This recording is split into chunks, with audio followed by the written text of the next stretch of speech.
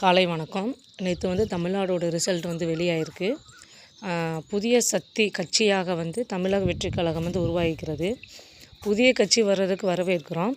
ஆனால் இத்தனை வருஷம் ஆண்ட திமுக கட்சியே சாய்ச்சி புதிய கட்சி வந்து உருவாக்கி விஜயோட தமிழக வெற்றிக் கழகம் வந்து உருவாகிருக்கு. நான் பெரும்பாலும் எதிர்பார்த்தது வந்து திரும்பவும் ஸ்டாலின் அவர்கள் சிஎம் ஆவார், எதிர்க்கட்சி தலைவராக விஜய் வருவார்னு எதிர்பார்த்தோம். ஆனால் திருப்பு முனையாக வந்து விஜய் சார் வந்து சிஎம் ஆகிறாரு, உதயநிதி ஸ்டாலின் அவர்கள் வந்து எதிர்க்கட்சி தலைவர் ஆகிறாரு. இனிமேலுதே களத்தில் சூடு பிடிக்க போகுது.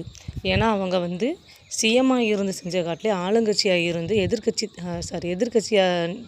கட்சி தலைவராக இருந்து செஞ்சது தான் அதிகம். இந்த பக்கம் விஜய் சார், இந்த பக்கம் உதயநிதி ஸ்டாலின் எதிர்க்கட்சி தலைவராக இருக்கிறப்ப சட்டசபையை வந்து சூடு பிடிக்க போகுது. பொறுத்திருந்து பார்ப்போம். இவர் வந்து தமிழ்நாட்டை வந்து என்ற மாற்றத்தை கொண்டு வர போகிறாரு என்பதை பொறுத்து கொண்டே இருப்போம். இவர்னால் தமிழ்நாட்டுக்கு மாற்றம் வந்தால் நல்லது தான். ஆனால் மாற்றம் வரதான் என்று எதிர்பார்ப்போம்.